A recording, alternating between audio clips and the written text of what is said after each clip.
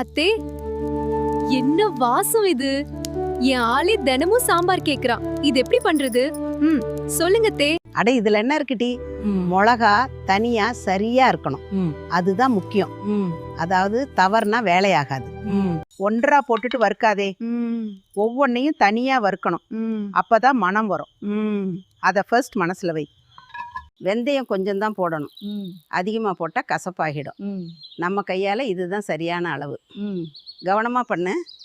பெருங்காயம் கொஞ்சம் போதும், அதான் மனம் தூக்கும். இத மறக்காதே. இப்போ முக்கியமான விஷயம்,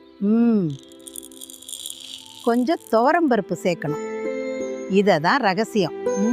வறுத்ததும் உடனே அரைக்காதே, கொஞ்சம் குளிர வச்சுக்கோ. அப்பதான் மனம் காப்பாத்தலாம்.